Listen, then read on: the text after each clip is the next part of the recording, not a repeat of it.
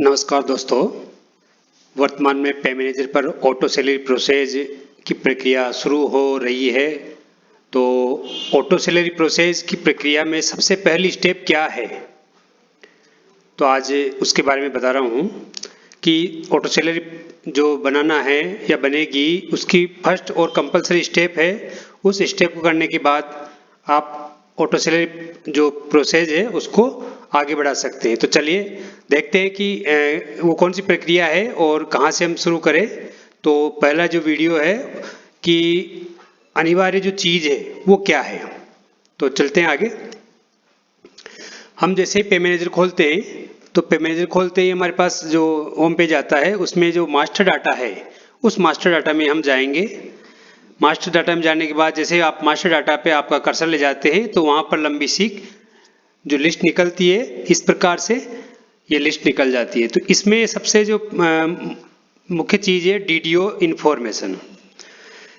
DDO information क्योंकि bill DDO के through जाएंगे और इस बार सिग्नेचर के बजाय ओटीपी बेस है, तो ओटीपी बेस के लिए आपको डीडीओ इन्फॉर्मेशन भरना जरूरी है। यदि नहीं भरेंगे तो आपका बिल आगे प्रोसेस नहीं होगा, बिना ओटीपी आगे फॉरवर्ड नहीं होगा, और फॉरवर्ड नहीं होगा तो आपकी सैलरी कंप्लीट नहीं होगी या ट्रेजरी उसको पास नहीं करेगी, वहाँ पहुँचेगी नहीं वो। तो इसके लिए आप डीडीओ इन्फॉर्मेशन को क्लिक करेंगे। जैसे ही आप डीडीओ इन्फॉर्मेशन को क्लिक करते हैं तो आपके पास इस प्रकार का विंडो खुलती है, डीडीओ इन्फॉर्मेशन। यहाँ पर दो चीज़ें विशेष ध्यान दें इस चीज़ को साथी, कि जो बिल बनाते हैं वो उन्हें ध्यान है, बहुत सारों को, बाकी इस चीज़ पर किसी का ध्यान नहीं गया क्योंकि अब तक जो डोंगल से जा रहा था बिल तो इस चीज़ पर कम ध्यान था। यहाँ देखिए पे मैनेजर एम्प्लॉय अदर देन पे मैनेजर एम्प्लॉय। होता क्या है साथियों कि जो आपका डीडीओ है अगर आपके इसी पे मैनेजर पर ऐड है तो उसकी इंफॉर्मेशन यहाँ से आप ऐड करेंगे। यदि आपके विद्यालय में प्रथम श्रेणी का या किसी के पास 03 पावर नहीं है और किसी और के पास है और प्रिंसिपल भी नहीं है आपके विद्यालय में, तो उस स्थिति में किसी पास वाले स्कूल का या किसी दूसरे को डीडीओ पावर दिया जाता है 03 का। तो वहाँ पर आप इस चीज़ को भरेंगे क्योंकि वो व्यक्ति, उस व्यक्ति का जो डाटा है पे मैनेजर का वो आपके इस डीडीओ पे मैनेजर पर नहीं है। उस कंडीशन में आप दूसरे पॉइंट को चूज करेंगे, इस चीज़ का ध्यान रखिए। यदि आपके डीडीओ का जो वर्तमान में आपका डीडीओ है उसका पे मैनेजर डाटा आपके पे मैनेजर पे है तो पहला ऑप्शन, और अगर किसी दूसरे पे मैनेजर पे है तो यहाँ पर इसको क्लिक करेंगे। तो पहले हम इसको क्लिक करते हैं अदर देन पे मैनेजर एम्प्लॉय। जैसे आप इसको क्लिक करते हैं तो आपके पास इस प्रकार की विंडो खुलेगी। क्योंकि वो पे मैनेजर आईडी इस पर आपके पे मैनेजर पर नहीं है तो आप उससे संबंधित तीन चीजें भरेंगे। उस एम्प्लॉय का नाम जो पे मैनेजर पर है, दूसरा उसके कॉन्टैक्ट नंबर जिससे के थ्रू ओटीपी आएगी, और तीसरा ईमेल आईडी। ये तीनों भरकर आप सबमिट कर दीजिए। जैसे आप सबमिट करेंगे तो वो इंफॉर्मेशन सबमिट नहीं होगी, वो सिर्फ इतना सा होगा कि आप उन तीन चीज़ों को भरने के बाद जो अगली प्रोसेस है वो कर सकते हैं। अब अगली प्रोसेस दोनों के लिए सेम है। अगर हम अदर देन करेंगे तो हमें उन तीन चीज़ों को भरना पड़ेगा क्योंकि उस कार्मिक का या एम्प्लॉय का या डीडीओ का डाटा हमारे पे मैनेजर पर नहीं है, इसलिए हमने उन तीन चीज़ों को भरकर उसे यहाँ पर दिखाने के लिए कंप्लीट कर लिया है। अब आगे हम क्या करेंगे, जैसे ये अदर देन पे मैनेजर एम्प्लॉय है तो यहाँ पर सर्च एम्प्लॉय में उस एम्प्लॉय का पहला नाम जैसे डालते हैं तो क्या होगा कि जैसे पहला नाम डालोगे तो उस पहले नाम से संबंधित जितने भी नाम होंगे, जैसे मैंने एम डाला तो इस एम नाम वालों की लिस्ट यहाँ पर खुल जाएगी। ये M1 नाम वाले और इनके लास्ट में जो हस्बैंड या फादर या जो भी है उसका नाम है, और उसके बाद में उसका पे मैनेजर जो आईडी है एनआईसी आईडी वो है।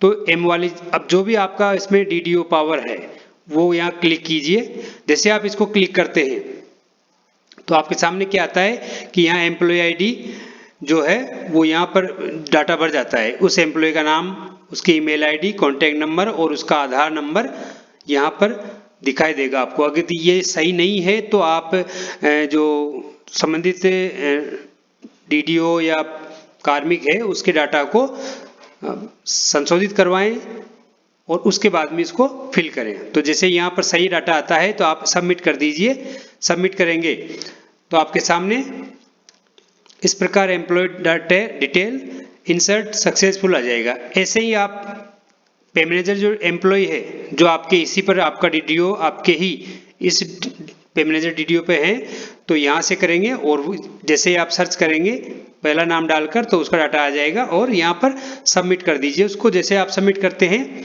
तो सक्सेसफुल आएगा और आपको इस प्रकार से नीचे name, contact number, email ID, office ID और एक्शन, इस प्रकार से 5 कॉलम की ये एक सूची दिखाई देगी जिसमें यहाँ पे जो आपने सबमिट किया है डीडीओ का नाम आएगा, यहाँ जिससे जो ऑथेंटिक नंबर है जिस पर ओटीपी आएगा वो नाम है, यहाँ पर उसकी ईमेल आईडी है और यहाँ पर ऑफिस आईडी है। ऑफिस आईडी कहीं कहीं ऑफिस में 1 है, किसी किसी में 2 है, क्योंकि देखने में आया है कि कहीं पर 5 अंकों की और 6 अंकों की है, तो 5 और 6 अंकों की दोनों भी हो सकती है और सिंगल भी हो सकती है। जो भी आपके मानने हैं, दोनों आइडिया सेम होने पर एक ही आईडी आएगी और 2 भिन्न भिन्न आईडी होती है तो 2 भी हो सकती है। तो यहाँ कोई अपने आप आ जाएगी ये।